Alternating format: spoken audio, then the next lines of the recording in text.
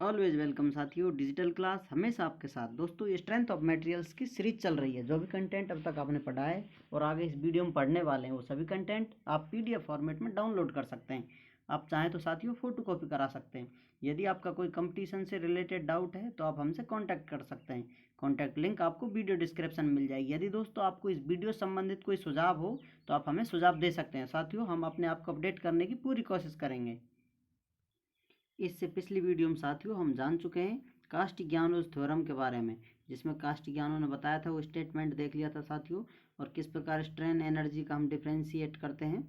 उसके बाद हमें स्लोप एंड डिफ्लेक्शन मिल जाते हैं।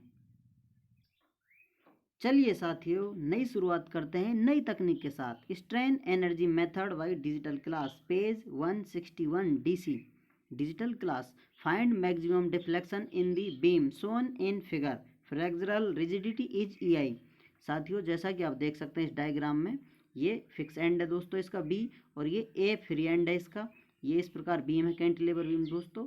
इस पर W लोड लग रहा है, तो इससे इस प्रकार इसका इलास्टिक कर्व बन जाता है दोस्तों। तो हमें यही देखना है, ये A पॉइंट है जो डिफ्लेक्ट होकर A डैश बन जाता है। तो ये डिफ्लेक्शन कितना है साथियों, इसे जानने के लिए हम स्ट्रेन एनर्जी मेथड का इस्तेमाल करने वाले हैं।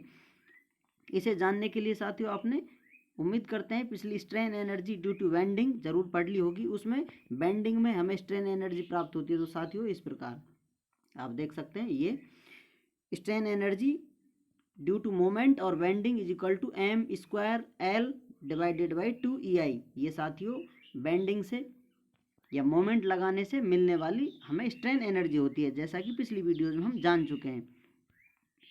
अब साथियों, ये जो स्ट्रेन एनर्जी है ये टोटल लेंथ के लिए, L लेंथ के लिए। यदि आपको बिल्कुल एक छोटी स्ट्रिप, जैसा कि ये लाइन दिखाई दे रही, स्मॉल स्ट्रिप के लिए या dx लेंथ के लिए आपको स्ट्रेन एनर्जी निकालनी हो, तो जो स्मॉल एनर्जी होगी उसे du से प्रदर्शित किया है दोस्तों, is equal to m² into dx। यहाँ पर जो लेंथ है साथियों dx हो गई है, डिवाइडेड बाई 2EI। अब साथियों इसका इंटीग्रेशन कर देंगे तो हमें टोटल स्ट्रेन एनर्जी मिल जाएगी इस बीम में, जो स्ट्रेन एनर्जी स्टोर हो रही है साथियों। इसी प्रकार इसकी लिमिट लगा देंगे 0 से L तक, क्योंकि साथियों यहाँ से मोमेंट 0 और यहाँ पर L लेंथ पर मैक्सिमम हो जाता है, ये लेंथ वेरी करती है। इस प्रकार यदि आप इस स्ट्रिप पर मोमेंट निकालना चाहते हैं तो आपको WX मोमेंट मिलता है साथियों, क्योंकि x डिस्टेंस है इसलिए। यदि आप एट पॉइंट B पर मोमेंट निकालना चाहते हैं तो ये है WL। इस प्रकार साथियों आप इस इक्वेशन को सॉल्व कर जो कि हमने इक्वेशन नंबर फर्स्ट नाम दे रखा है, आप स्ट्रेन एनर्जी मेथड से स्ट्रेन एनर्जी यहाँ स्टोर कितनी है वो उसका पता लगा सकते हैं। पिछली वीडियो में साथियों हमने स्ट्रेन एनर्जी टॉपिक पर, जो बेंडिंग से स्ट्रेन एनर्जी आती है, वो टॉपिक कवर किया था। वहाँ पर साथियों एंगल होता है एक, और दूसरा मोमेंट होता है साथियों, उससे हम स्ट्रेन एनर्जी निकालते हैं उस ट्राइंगल का। जैसा कि साथियों आप यहाँ देख सकते हैं, स्ट्रेन एनर्जी इन बेंडिंग, यहाँ पर जो मोमेंट है और साथियों एंगल है, और कर्वेचर एंड टेंजेंट पर खींचा गया उस एंगल में। आप ये वीडियो डिटेल में जानने के लिए पिछली वीडियो देखें, वहाँ पर आपको डिटेल में जानकारी मिल जाएगी। ये आपको सिर्फ एक व्यू मात्र समझाने के लिए है। यहाँ पर एंगल और मोमेंट में रिलेशन स्थापित किया है साथियों, और जो ये एरिया बनता है इसमें एनर्जी स्टोर होती है। इस प्रकार U is equal to half m θ, इसको चेंज करते हुए हमने इसको मोमेंट में और लेंथ में रिप्लेस कर लिया था साथियों, जो हमने अभी आपको दिखाया था। क्वेश्चन सॉल्व कर रहे हैं, वहाँ पर हम इस फॉर्मेट को डायरेक्ट इस्तेमाल कर रहे हैं। इस प्रकार ये मोमेंट और लेंथ का डायरेक्ट फॉर्मेट है, जिसे हम इस्तेमाल कर स्ट्रेन एनर्जी निकाल रहे हैं साथियों। इसे आप डिटेल में जानना चाहते हैं किस प्रकार एरिया कवर कर एरिया से हम स्ट्रेन एनर्जी निकालते हैं, उसे जानते हैं। चलिए, मान लीजिए साथियों ये कैंटिलीवर बीम है, W लोड लग रहा है, L इसकी लेंथ है। अब इस पर साथियों आप x डिस्टेंस पर इसका बेंडिंग मोमेंट डायग्राम बना दिया है साथियों। x डिस्टेंस पर ये मोमेंट डायग्राम इसलिए बनाया है साथियों, क्योंकि यहाँ पर जो हम फॉर्मूला इस्तेमाल कर रहे हैं, जो वो लेंथ और मोमेंट में रिलेशन से हमें स्ट्रेन एनर्जी दे रहा है, तो हम मोमेंट निकाल लेंगे साथियों। इसका बेंडिंग मोमेंट ये डायग्राम बना लिया है। अब मान लेते हैं फ्री एंड से x डिस्टेंस पर ये dx स्ट्रिप लेते हैं साथियों, जैसा कि आप देख सकते हैं। जैसा आप ये बेंडिंग मोमेंट डायग्राम देखें, इस पॉइंट पर 0 मोमेंट है और इस पर साथियों मैक्सिमम मोमेंट हो जाता है, जो कि WL है। हम जानते हैं ये पॉइंट, इस प्रकार इसको स्ट्रेट लाइन से मिला लेते हैं, क्योंकि ये पॉइंट लोड है साथियों, इसलिए। अब हम यदि जानना चाहते हैं इस एरिया में टोटल कितनी स्ट्रेन एनर्जी है, या फिर इसके लिए हम कर लेते हैं इस स्ट्रिप में कितनी स्ट्रेन एनर्जी है साथियों, उस फॉर्मूले से। ये एक्स डिस्टेंस पर है साथियों, आप देख सकते हैं यहाँ से एक्स डिस्टेंस पर है और डी एक्स इसकी थिकनेस है। और इस पर मोमेंट, इस स्ट्रिप पर आप मोमेंट निकालेंगे साथियों तो कितना होगा, क्योंकि एक्स डिस्टेंस है, डब्लू लोड लग रहा है तो ये मोमेंट प्राप्त होता है डब्लू एक्स। ये नेगेटिव साइन इसलिए साथियों क्योंकि ये नीचे की तरफ जो कि अपन को सैगिंग दे रहा है, हॉगिंग, हॉगिंग हम नेगेटिव लेते हैं तो यहाँ हॉगिंग हो रही है साथियों, इसलिए ये मान नेगेटिव आ रहा है। इसी प्रकार आप समझ सकते हैं साथियों ये पूरा जो एरिया है ऐसी ही स्ट्रिपों से बना हुआ है, जैसा कि आप देख रहे हैं डीएक्स आपको जूम कर कर समझाने के लिए बनाई हुई है। ये सेम पूरा एरिया सभी छोटी छोटी स्ट्रिपों से बना हुआ है। इस स्ट्रिप का हम मोमेंट निकाल लेंगे साथियों या फिर एरिया निकालेंगे तो उसका इंटीग्रेशन कर देंगे तो हमें टोटल एरिया मिल जाएगा, टोटल स्ट्रेन एनर्जी मिल जाती है। अब जो ये इस स्ट्रिप पर हमें मोमेंट मिल रहा है और इसकी जो थिकनेस है dx, इसे साथियों हम उस जो एनर्जी है अपनी एनर्जी इक्वेशन उसमें डाल देते हैं और उसका इंटीग्रेशन कर देंगे फिर, जिससे हमें टोटल स्ट्रेन एनर्जी प्राप्त हो जाएगी। अब इस प्रकार आप देख सकते हैं यहाँ पर मोमेंट की जगह हमने डब्ल्यू एक्स रख दिया है, इसका स्क्वायर है फॉर्मूले में साथियों, जैसा आप देख सकते हैं ये स्ट्रेन एनर्जी फॉर्मूला है।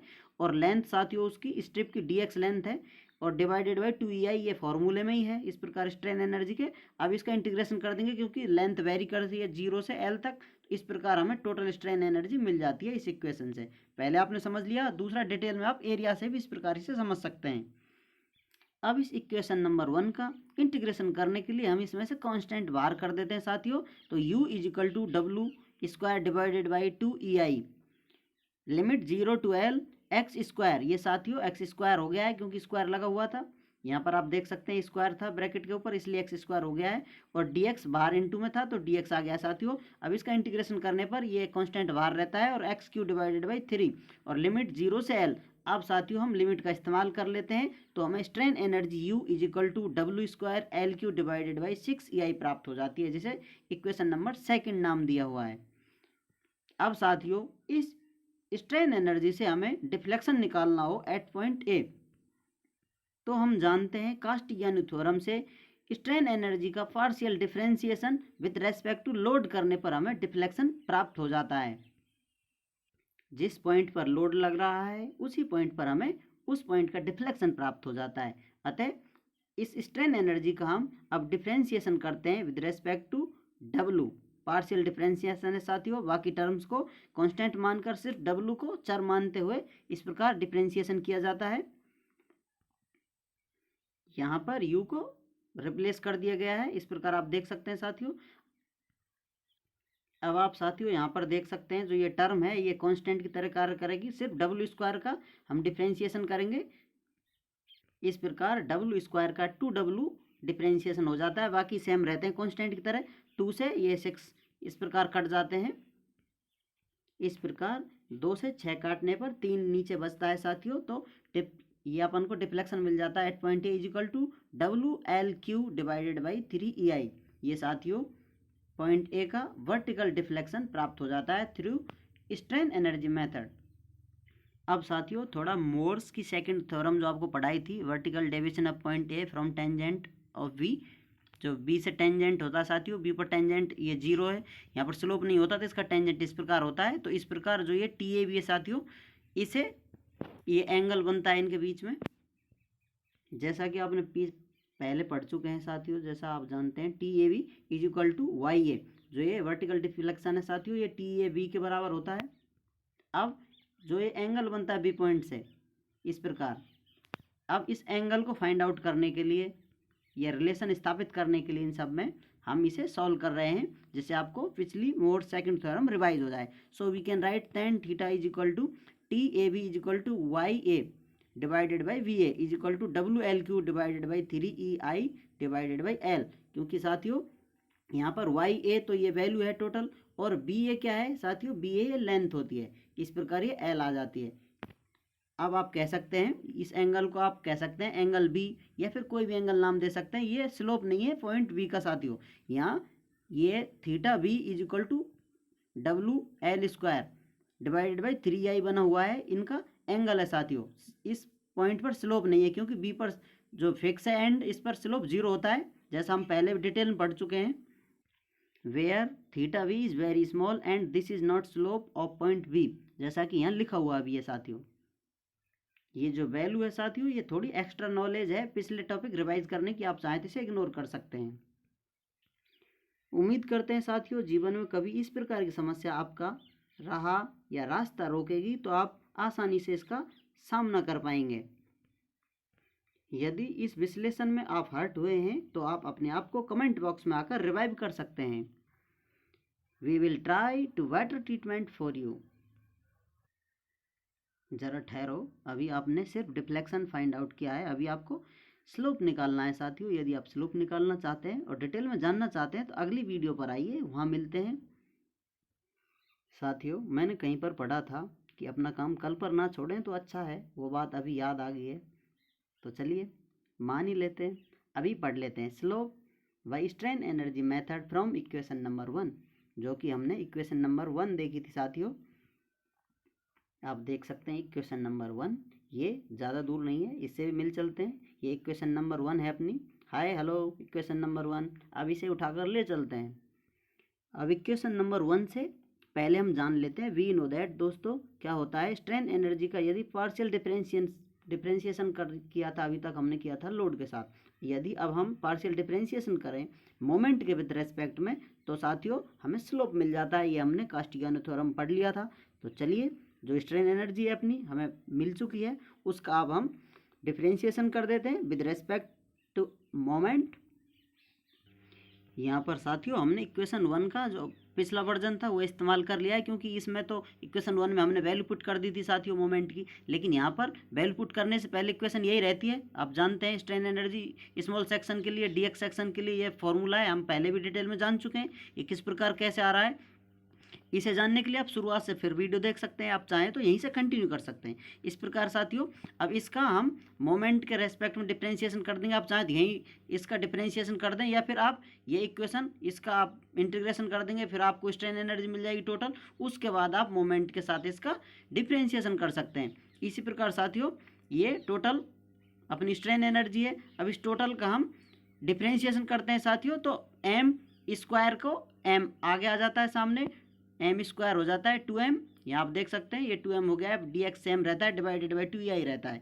इस प्रकार साथियों 2 से 2 कैंसिल आउट हो जाता है, तो हमें फाइनल इक्वेशन मिलती है लिमिट 0 to l, और ये मोमेंट होता है साथियों, मोमेंट की वैल्यू पुट कर दिया हमने wx, क्योंकि x डिस्टेंस पर कोई स्ट्रिप है उस पर हम स्टडी कर रहे हैं, dx लेंथ की स्ट्रिप है उस पर, तो मोमेंट हमने wx लिख दिया है और dx उसकी लेंथ है डिवाइडेड बाई ei साथियों, क्योंकि 2 कैंसिल आउट हो गया है। इस प्रकार यहाँ पर इस इक्वेशन को हम आगे सॉल्व करेंगे साथियों।